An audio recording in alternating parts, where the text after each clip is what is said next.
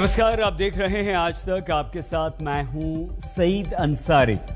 उत्तर प्रदेश में चुनावी शंखनाद अभी नहीं हुआ, लेकिन उत्तर प्रदेश में राजनीतिक हलचल काफी तेज है। कल एक बार फिर से प्रधानमंत्री नरेंद्र मोदी उत्तर प्रदेश में होंगे। जी हां, पूर्वांचल के बाद प्रधानमंत्री नरेंद्र मोदी कल मिशन बुंदेलखंड पर होंगे। प्रधानमंत्री मोदी का कल महोबा और झांसी में बड़ा कार्यक्रम है।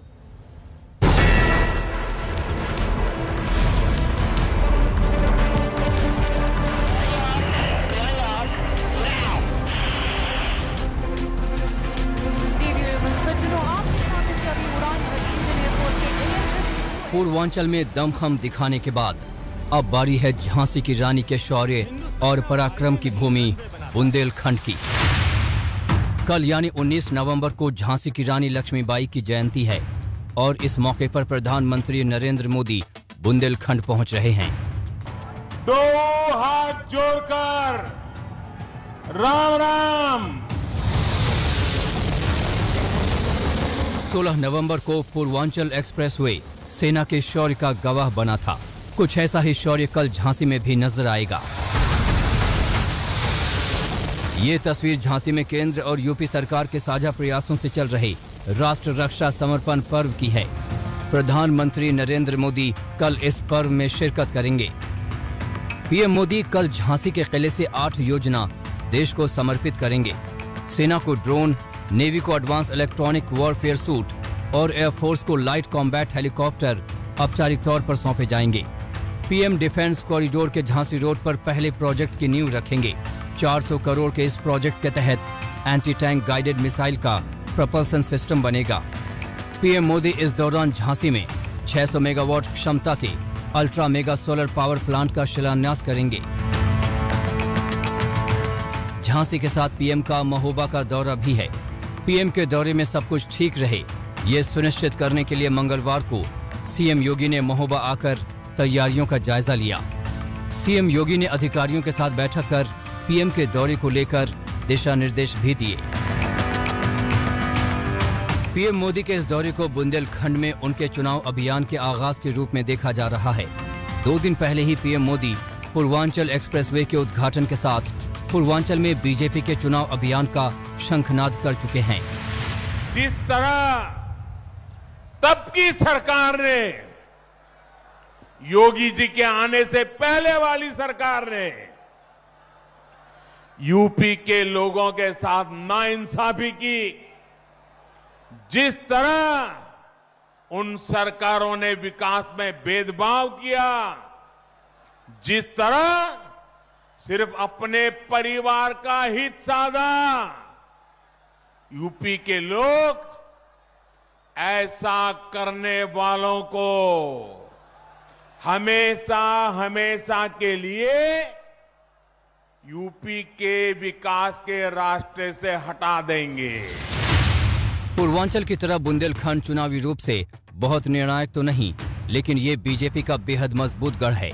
ऐसे में बीजेपी की पूरी कोशिश होगी कि इस दुर्ग में कोई दरार न डाल पाए। उत्तर प्रदेश के हिस्से वाले बुंदेलखंड अंचल में 7 जिले आते हैं।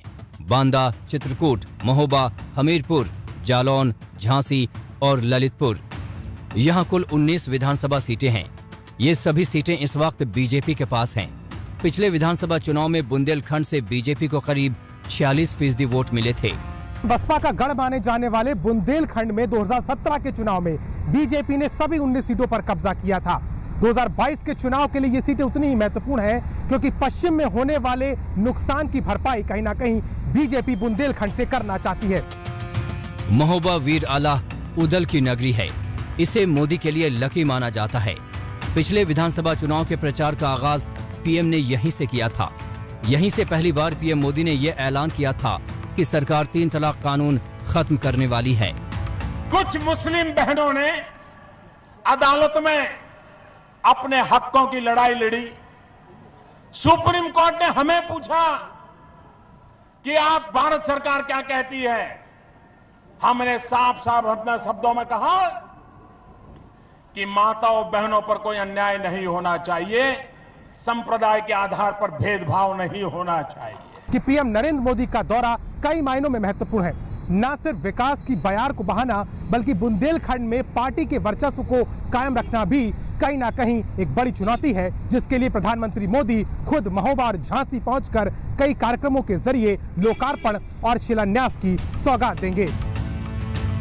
एक दौर में बुंदेलखंड बीएसपी का गढ़ हुआ करता था, लेकिन बीजेपी बीएसपी के किले में ऐसी सेंध लगाई कि इलाके से पूरी तरह नीले झंडे का सफाया हो गया। मोदी के शंखनाद से बीजेपी उस करिश्माई जीत को दोहराने की कोशिश करेगी। महोबा से नाहिद अंसारी के साथ अभिषेक मिश्रा और कुमार अभिषेक, लखनऊ आज तक।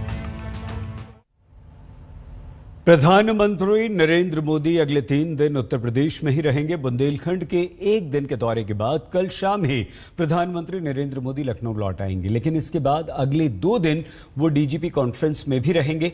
पीएम के साथ यहां गृह मंत्री अमित शाह भी होंगे। लखनऊ वाला कार्यक्रम तो सरकारी है, लेकिन 3 दिन तक उत्तर प्रदेश में प्रधानमंत्री नरेंद्र मोदी की मौजूदगी से दौरे के मायने काफी महत्वपूर्ण हो गए।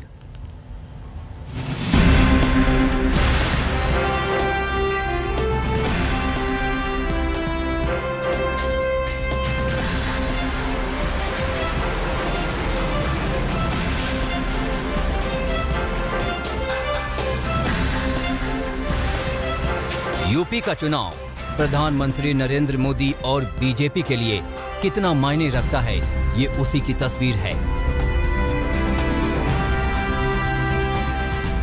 चुनाव का शंखनाद अभी हुआ नहीं है, लेकिन प्रधानमंत्री लगातार यूपी में सक्रिय हैं।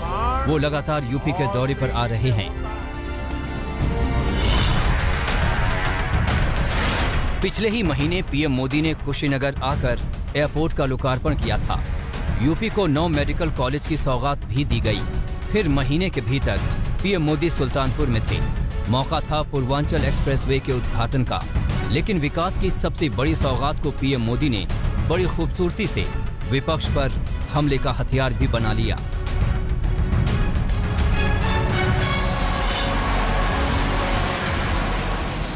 यूपी में जो सरकार थी उसने मेरा साथ नहीं दिया। इतना ही नहीं, सार्वजनिक रूप से मेरे बगल में खड़े रहने में भी उनको पता नहीं वोट बैंक नाराज होने का डर लगता था। मैं एमपी के रूप में आता था तो हवाई अड्डे पर स्वागत करके पता नहीं खो जाते थे। उनको इतनी शर्म आती थी, क्योंकि काम का हिसाब देने के लिए उनके पास कुछ था ही नहीं। चुनाव से पहले पूर्वांचल को सबसे बड़े एक्सप्रेसवे का तोहफा मिला है, तो कल बुंदेलखंड के महोबा में सबसे बड़े हर घर नल जल योजना की शुरुआत होने जा रही है। पीएम मोदी यहां अर्जुन सहायक सिंचाई परियोजना का लोकार्पण भी करेंगे। इससे महोबा, हमीरपुर, बांदा के खेतों और गाँव को पानी मिलेगा। इस परियोजना से बुंदेलखंड से पानी की किल्लत दूर करने का दावा किया जा रहा है। इस परियोजना का पानी करीब 168 गांव तक पहुंचेगा। धसान नदी से एक नहर निकालकर महोबा जिले के गांव तक पहुंचाया गया है। हालांकि पूर्वांचल एक्सप्रेसवे की तरह इस परियोजना को लेकर भी समाजवादी पार्टी ने बीजेपी को निशाना बनाना शुरू कर दिया है।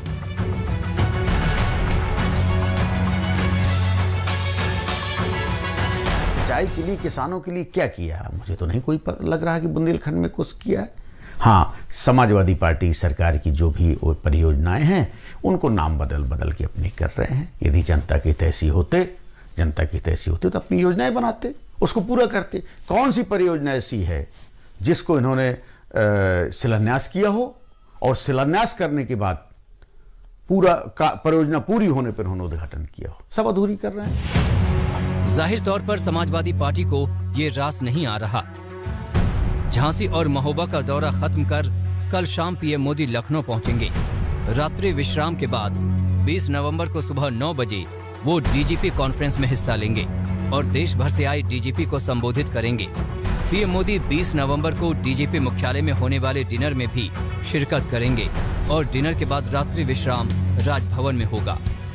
अगले दिन 21 नवंबर को पीएम मोदी डीजी कॉन्फ्रेंस के तीसरे दिन भी सुबह ही पहुंचेंगे और शाम 4 बजे तक इस कॉन्फ्रेंस में मौजूद रहेंगे।